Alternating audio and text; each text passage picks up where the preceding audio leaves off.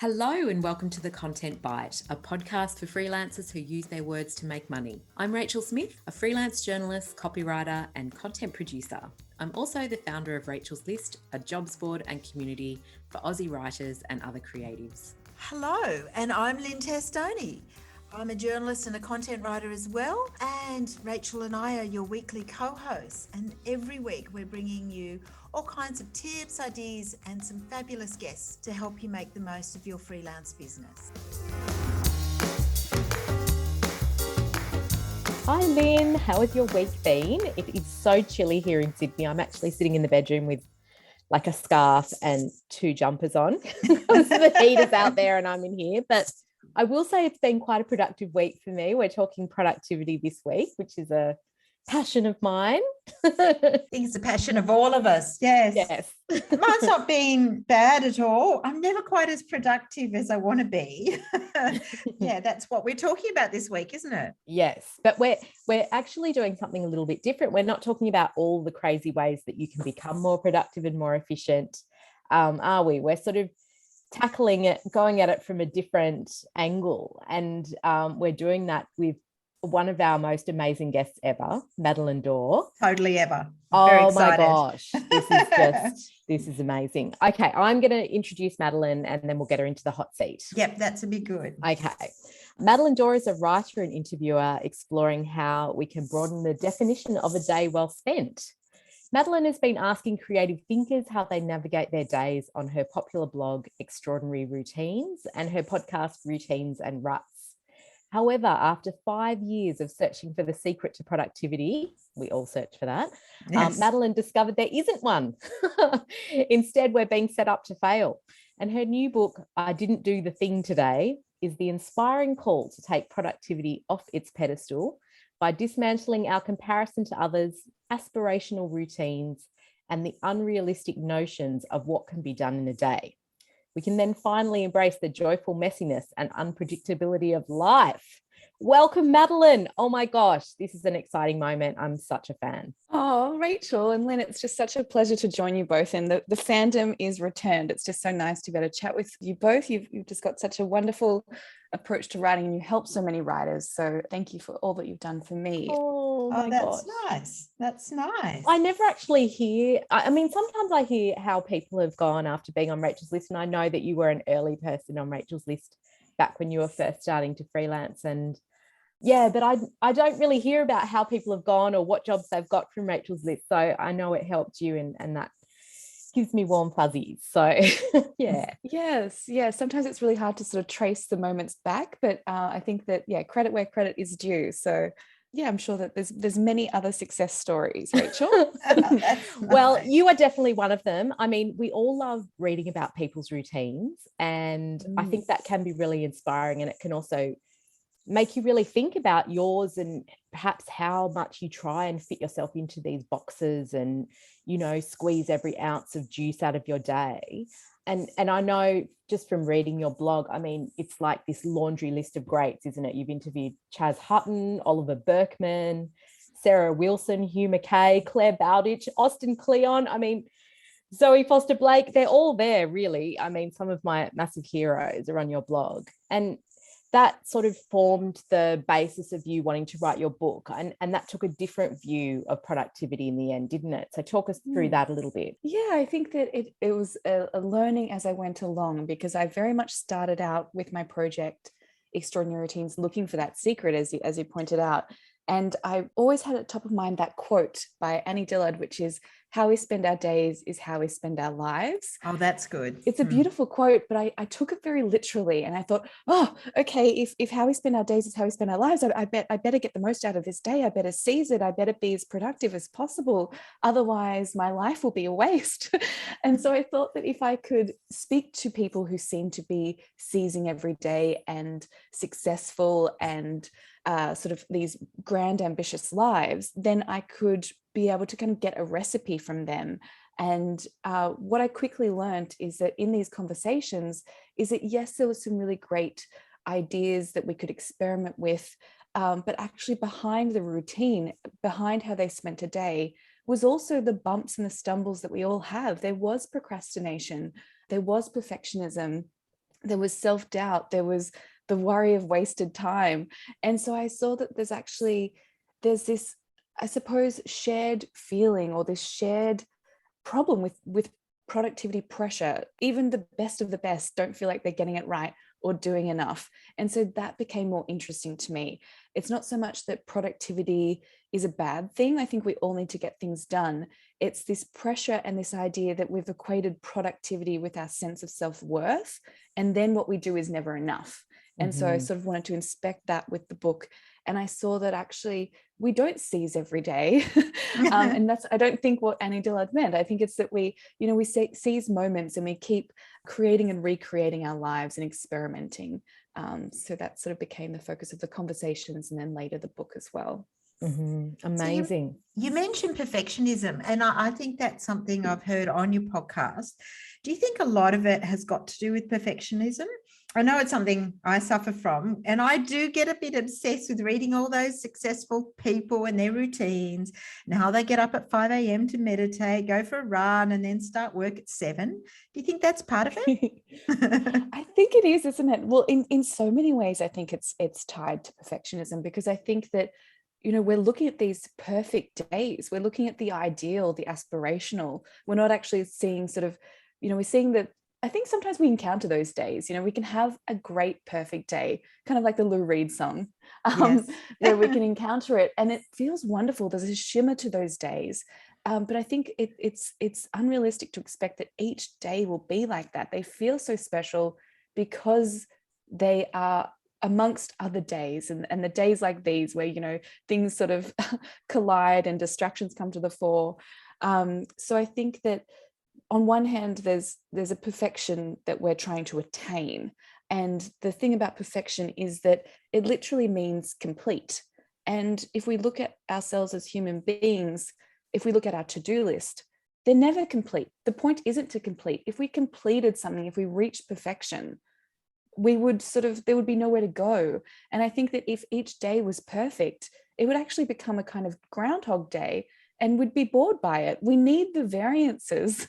So I think we run into a problem with the perfection of the day, but also I think perfectionism is another part of it, in that we want this complete to-do list, otherwise we feel like a failure. But again, that's not the point. But it can stifle us in so many ways. And in the book, I go into kind of the two different sides of perfectionism. And I think that kind of bubbles up with our work and our creative practices, where we're afraid to begin, and we might be afraid to finish. And again, it's just this fear of not quite measuring up. So if we can let that go, I think we could be okay with the variances and the incomplete, I think. Yeah, it's so interesting. I love how you say that, the more people you interview, the more you realize that you kind of have this higgledy-piggledy approach to productivity. And you said, I'm never going to be that person that wakes up at 5 a.m. And I feel like I should be that person. But when I've forced myself into that box, for days on end, or tried to get up and do that workout so that I kind of claw back a few hours in the morning, you become so miserable, don't you? So it really is about figuring out what you personally need, instead of trying to emulate all these other people and trying to almost emulate their life and their blueprint. Do you know what I mean?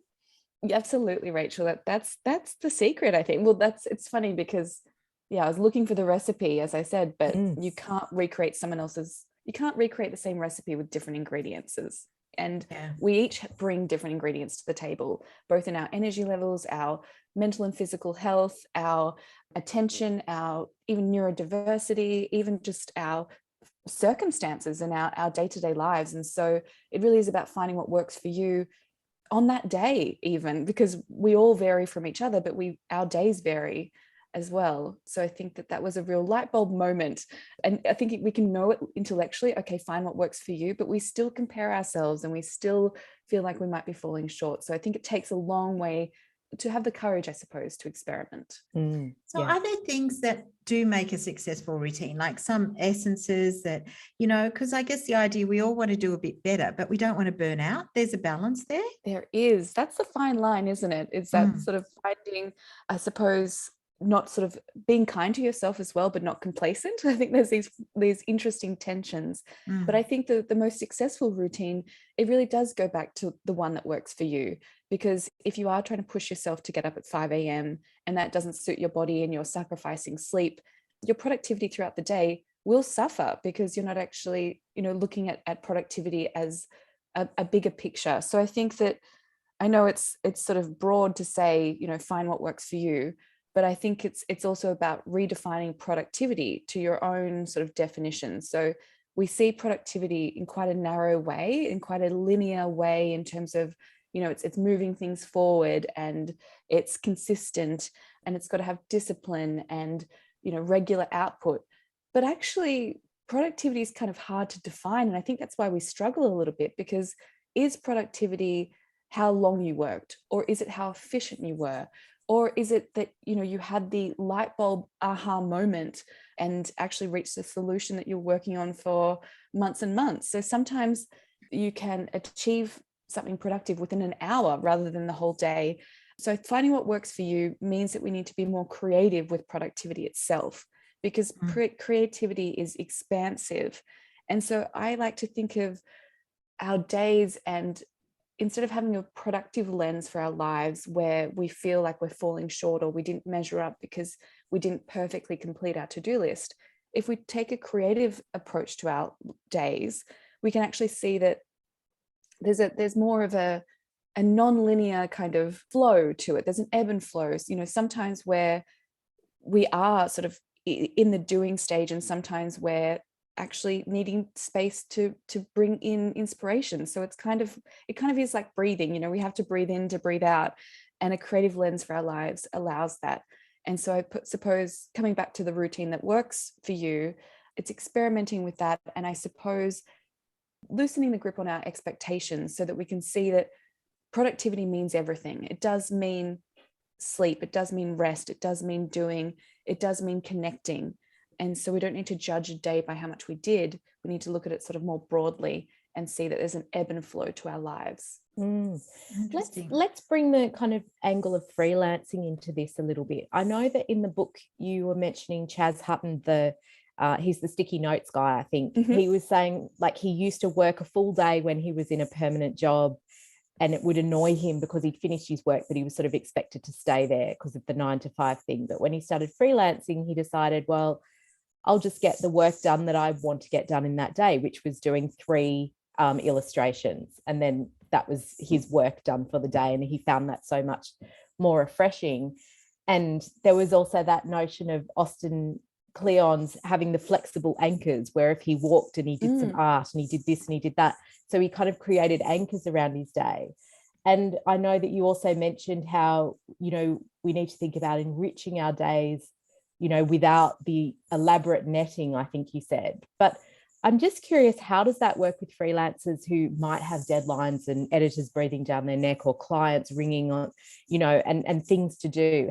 Where does planning come in, I suppose? Yeah, that's a great question, because I think that one of the hardest things about starting out with freelancing, or even sustaining it, is that there's no inherent structure. And then you have to create one for yourself, and it's very discombobulating. And I think for me personally, it took a really long time to shake off the kind of 9 to 5 measures of the day, and even just sort of, I felt like I was bringing these KPIs over to my freelancing life that I didn't need to. It took me a long time to see that, oh, I can make this up. I can actually do what works for me and experiment. And the beauty of freelancing, there can be so much pressure. There can be financial precarity as well. So one of the benefits is that we do get to kind of play with our day. And so I think that the Chaz Hutton idea of, having, rather than an hourly quota, it was more about achievement. So sort of having 3 post-it notes. Austin Kleon, I think, really speaks to the flexibility of the day can be a movable feast. We don't need to, follow a rigid order necessarily. We can kind of see what the day brings. And I think that, I suppose, applying that to deadlines and planning is that can be a really great approach, because there's an element of planning. I interviewed Adam Kurtz, who's an illustrator and artist, and he had he's wonderful, and he had a to-do list, which I love a to-do list as well. We'll never give that up. But I used to be very rigid with my to-do list, and I would have the to-do list, but then I would put, the hour that I was going to do that task, and then the hour would come and I'd find myself distracted or not wanting to do it or resisting it, and then feel guilty for not doing it at the allotted hour. Whereas Adam Kurtz had a long lead to-do list, which was the things that he needed to do. And if, he started his work and he just looked at the list and said, I've got energy for this task, and then approached that. You get through the list that way because you're following your energy and your ebb and flow. So there's flexibility. So I think that, having that plan as the base, be it a long lead to-do list or be it the checkbox like Austin Kleon, I think that gives us a bit of certainty or a bit of direction, but it also makes the most of the flexibility that can come along with freelancing. And then there's also the idea of just embracing, I know that a deadline for me is crucial. And yes, I will probably work up to the last minute of that deadline. And I've tried my entire life, including school, to do that differently until I thought, maybe this is how this is maybe you. how This I is work. you. And so I've really sort of started to observe my own sort of rhythm, and it's usually a 3-day rhythm of the first day is research and preparation and sort of filling in the blank page with an article. The second day is usually the day that I'm faffing and I feel like I can't get back into it, and I'm off taking a walk, but that's probably where I'm really writing the article in my head, because writing and creative work is thinking more than anything. And then the third day is usually where the pressure's on and somehow it sort of just pours out of me. So I think that it's embracing your own rhythm and the flexibility. And if it means working up to the deadline, maybe embrace that. And that means earlier in the week, you can enjoy that faff time rather than feel guilty about it. Yeah. Oh, that's nice. I like the idea of you sort of focusing on output rather than hours, because I think love that's what a lot of us do. Yeah. And I love that you still have a to-do list. I got this sense reading the book that you had thrown that out the window, but you still have a to-do list and you kind of are more flexible with it. And I will say that my favorite to-do list at the moment is Tina Roth Eisenberg's to-do. You've interviewed her, haven't you? Do you know to-do, the app? Yeah. I love that because it just kind of clicks over to the next day if you didn't get it done, and it's kind of this calming interface, and I find it very calming for my brain. Yes, it's beautifully designed. I think it's really hard to untether from the hours, but I think I think that even the working world is shifting from that, and I think that we saw that through lockdowns, is that people who weren't freelancers faced this kind of, how do we construct a day without the usual kind of scaffolding. And so I think that we're all, there's opportunity to experiment for us all, I hope. Yeah. So I want you to tell us about the book. Rach is halfway through it and I've been more obsessed with the podcast. So was it easier or harder to write a book? I mean, you've done a lot of the work in the interviews before. Yes. Yeah. So it really is the culmination of 5+ year project.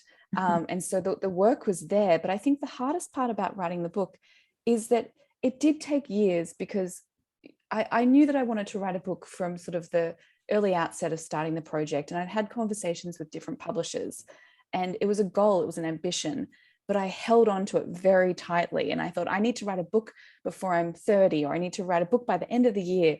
And so I'd meet with publishers, and I even had someone who was interested in the initial idea. And they said to me, okay, just get me a draft chapter in the next week or two, and we'll go from there. And I never wrote the draft chapter. I just never, I put it off and I put it off. We've all been there. And I was procrastinating for, a year plus. And then it was actually reading Claire Bowditch's book, where she speaks about how isn't it wonderful, Your Own Kind of Girl. And in the book, as you'll recall, she speaks about how she knew that she wanted to write a book, but she said that she wanted to write it after she's 40, 20 years in the future, because she needed the hope of the promise, but not the pressure of the goal. And then I realized that, oh my gosh, I've been pressuring myself to do this thing. I'm going to let it go. And I let it go, and I moved on to other things like the podcast and freelancing and everything. And then sort of months later, I wasn't even thinking about the book, but the title came to me in this little kind of musing that I wrote. And I thought, oh, there's the frame. There is everything. I needed to keep thinking, and I needed to allow the percolation to happen. And it wasn't procrastination. I just wasn't ready for the book yet. And then once I was ready, I could see the frame, I could see the chapters, and I could see that I'd learnt about it, and I'd come full circle and seen that, this search for productivity that I was on was the wrong search. And so I was able to actually arrive at the book. And so I think that the hardest thing about writing a book, in my instance, was allowing myself to be patient with it and to actually allow yourself to think. I think there's a lot of pressure to show the output of your work, but sometimes we're not ready, and sometimes it's better off, I think, if we allow for time and space and allow things to take the time that they take. I think you're right about that, actually. Like going back to the to-do list briefly, about loosening your grip on something in the to-do list that you can't quite get to or finish or whatever, and even taking those things off your to-do list, and then they can come back to you, when you have, as you say, percolated them, I suppose. Exactly. Yes. Gosh, what we put on our to-do lists, we're robots if we have that expectation of the amount and how quickly we think we can get something done. I think that we're very optimistic, which is a beautiful thing.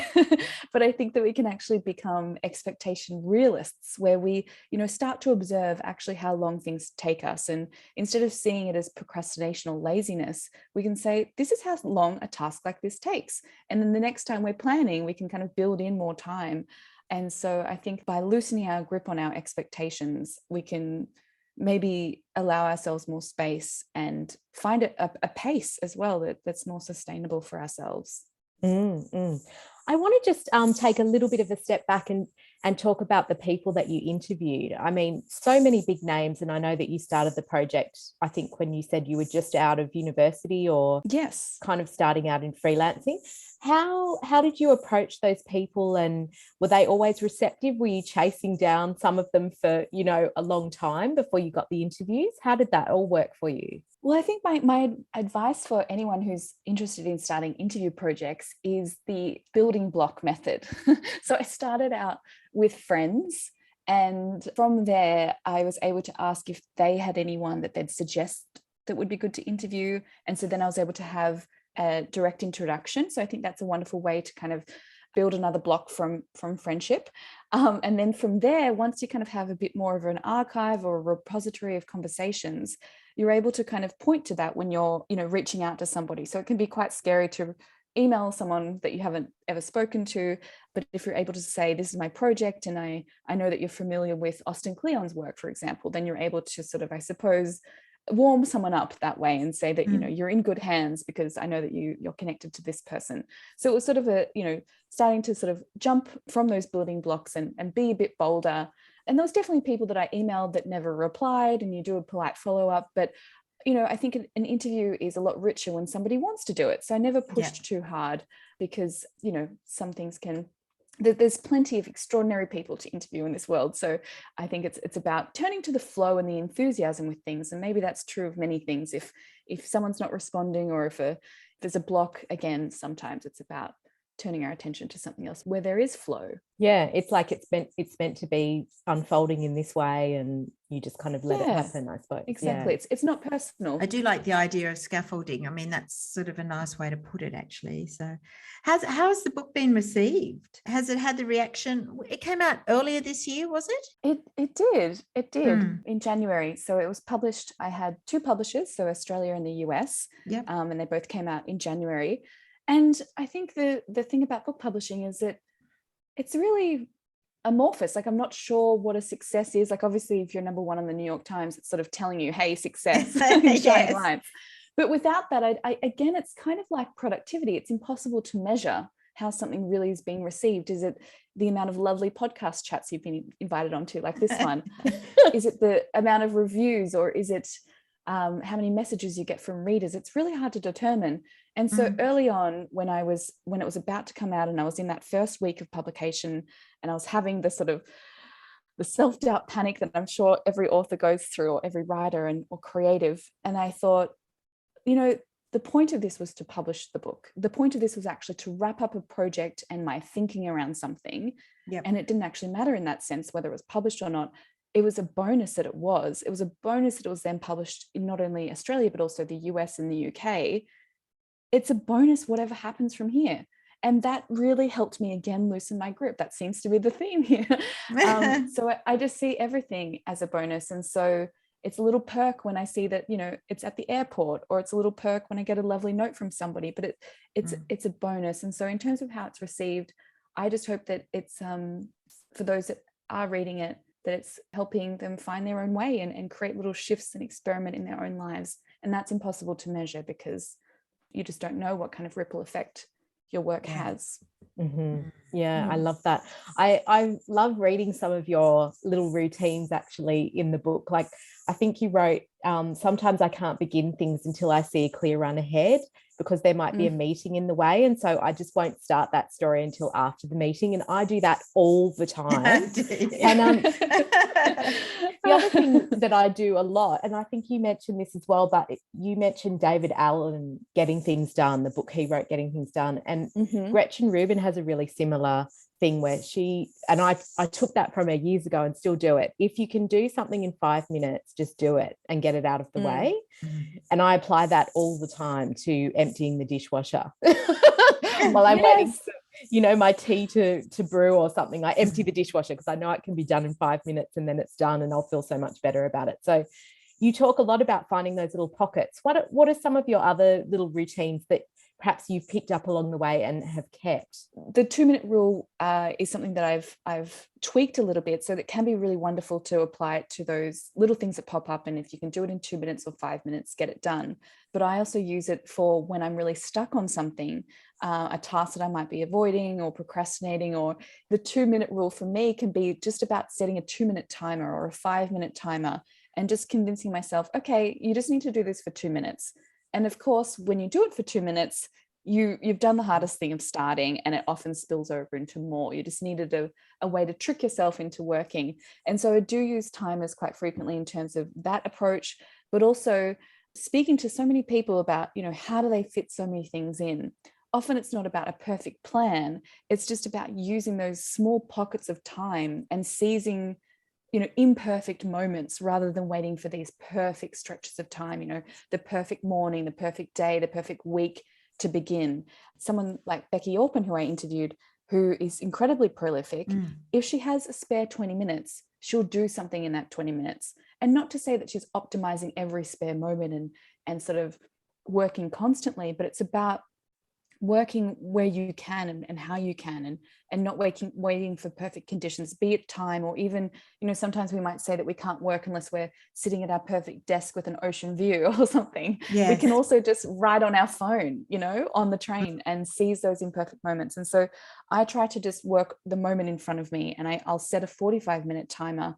And when I wrote the book, I actually had one song that I listened to the entire time. Nice. It's a 22-minute song. So I knew that 2 sort of repetitions of it, that was my sort of working moment done, and I could take a break and then come back and start again. So I think that it's a Pomodoro method essentially, but I've sort of extended it to 45 minutes. And again, it's just seizing what moment you have. 45 minutes works really well because then you can take that 15-minute break and you've got an hour sort of out of the way, and then you can start again if you need to. So I like that.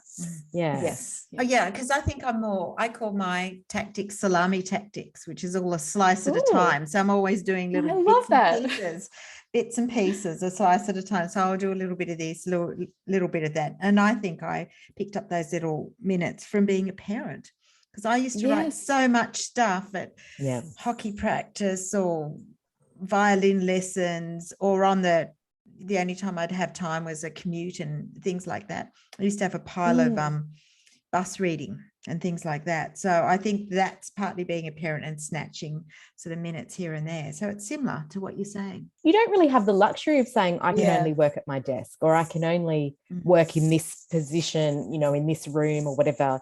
You just have to learn that you can actually work anywhere, and it's more of the mindset. Exactly. And again, it's flexibility, isn't it? Yeah. Are you writing every day at the moment? Are you working on something new, or how do you feel about this project being over? Are you taking a break from writing maybe? It's actually really interesting because not only is the book out, which I think that anyone who, it's that sort of post-project blues that you can encounter when you've sort of at the end of a big project, but it was also the wrap up of half a decade of a focus point. And I sort of didn't think about that when the book came out, that's over as well in terms of, I really feel like that's completed. Because the book was like the culmination of everything for such a long time. Exactly. And so it's, I've really wanted to experiment at the moment with stepping into being okay with unknown. So usually I sort of wanted to, I think that I need to dive into something else straight away in order to not have that space. but I've very much luxuriated in the space, and I don't actually know what the next thing is in terms of a book or a project. I've got ideas and they're bubbling, but again, they're not ready yet. And so at the moment, I'm experimenting for the first time, it feels like, with just seeing what kind of writing comes from me without necessarily having a big formal project around it. And so I'm playing, and that's certainly not every day by any means. And I've never been much good at the everyday thing. And I've often held it as like a pedestal of, if only I could write every day, I would be prolific and successful. But it hasn't come around to it yet. Maybe when I'm ready. I beg to differ. I think you absolutely Good. That's a good lesson to us all. We don't need to write every day then. Yes. But that's right. I just, at the moment, it's more about little musings, and I'm just seeing. So hopefully something, well, again, not to put any pressure on it, but I'm really hoping to share with people who have been following the routines, I guess, the next iteration, which is moving in a slightly different direction. But at the moment, it's just space and swimming around in kind of a beautiful void, I suppose, of the unknown. It's an uncomfortable feeling, but it's also quite exciting, isn't it? It is. You have to let it be exciting. One thing that really helps, because I think a lot of people encounter a lot of anxiety when they enter into a space of nothingness in whatever's, like, when there's ever a space. It could be a relationship, it could be a job, it could be so this is a creative space. And something that really helped me enjoy it was that a friend said to me, she could tell I was stressed and anxious, and you can spiral and you can think, oh my gosh, I'm going to become, redundant, and nothing will ever be, you can really spiral with it. And she said, imagine yourself in 5 years looking back at this time where you just got to play and you had nothing sort of pressing to do creatively. You'd be sort of, when you could just go for long walks and you could sort of allow the things to come to you. You'd look back and think, why didn't I enjoy that time? Why was I stressed about that? So I think sometimes going into the future and thinking, so whatever moment you're in, it's always a season, it's always temporary. So why don't we find a way to enjoy it? We say that a lot at Rachel's List, like for freelancers who are kind of not used to those ebbs and flows of having lots of work or having none and being in a slow patch or whatever. But as you have done it for, years, you start to realize, you start to embrace those slow patches and really love them and, and relish in them because they don't come along that often anymore. And like you say, everything shifts, doesn't it? It's funny that we're so obsessed with productivity to become more efficient and have more time, you would think. And then the time comes and then we feel that as well. Yes. It's like, we fill it up. What's the point then? Yeah, exactly. Yeah, it's almost like you have to consciously not fill up your day. And that is a really hard learning curve, I think. So we often ask guests about their tech tips, and different sort of tools that they might use in their business and digital tools. But I'm hesitant to ask you because I wonder if it's just buying into that productivity cult, Yes, I know what you mean. It's sort of, it's difficult to kind of offer a tip when it's like, but I'm against tips because they don't work for everybody.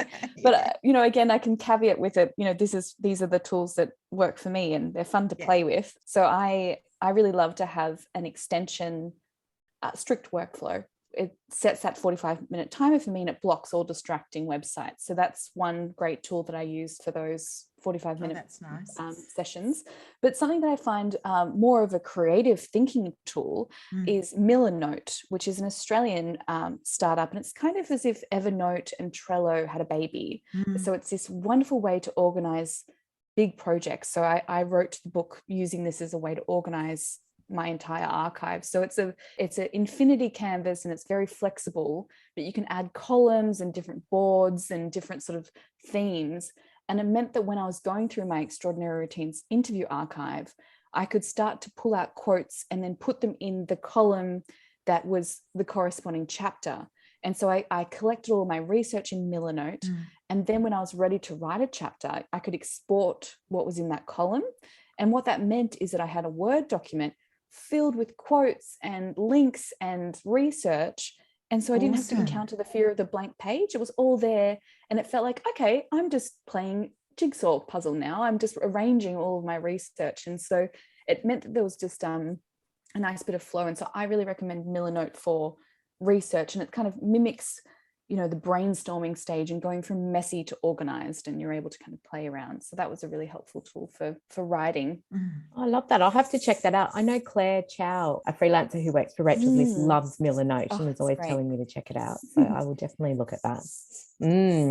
Well, look, we could talk to you all day, but we're kind of like getting to the end now. And I just wondered if you had any last sort of parting words of advice for people who might be feeling overwhelmed, or, feeling kind of they get to the end of their day and they're depressed that they haven't achieved everything they wanted to achieve. I mean, what would you say to them? What I tried to tell myself is actually there was this beautiful book that I read by Arnold Bennett, and it was written in 1908 or something. So it's more than, a century old. I love reading those sort of texts that are older, and you can see the human worry is sort of, there's this thread. We think that we're really busy now, and I think we are probably busier than ever, but you can see that struggle of productivity guilt and worrying about wasted time is sort of also a human attribute. But in the book, he writes about the beauty of time is that it cannot be wasted in advance.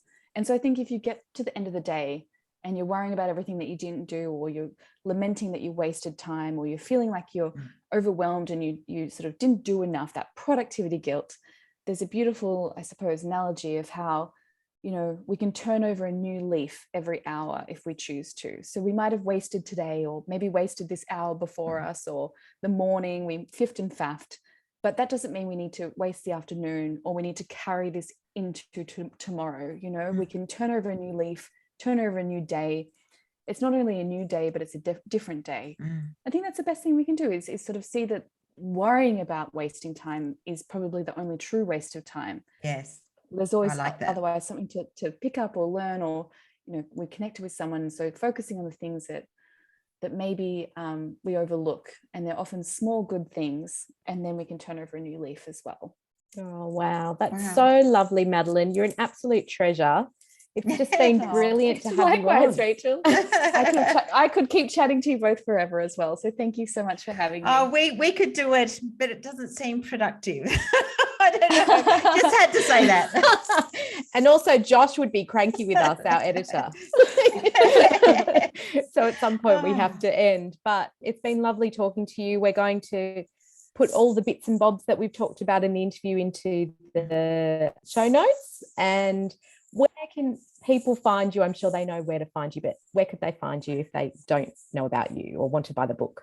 Well, they can find I Didn't Do the Thing Today at all good bookstores, or online. My website's madelinedore.com, or you can find me on Instagram at extraordinary_routines. But there's also the podcast, Routines and Ruts. I feel like I'm throwing so many different names. I love a podcast. I do love, and you really have a lovely calming voice, Madeleine. Thank you. Listen to it, and it's just always makes me feel happy, never stressed. So it's a great, if you are feeling overwhelmed, it's a really lovely thing to feel productive and not pressured. It's got a lovely balance. Yes. Yeah. Oh, thank you. Yes. Well, there's an audiobook too if people want my voice for.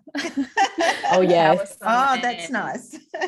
That would have been interesting recording that. How long did it take you? Well, they're very organized. It's quite amazing. So I did 4 days, and it was 4 hours each day. So it was about 16 hours of reading. It's a really interesting process. It would you get into a flow with it though. Well, thanks so much. We'll put all those in the show notes where you can connect with Madeleine. Yeah, thank you very much. Thank you.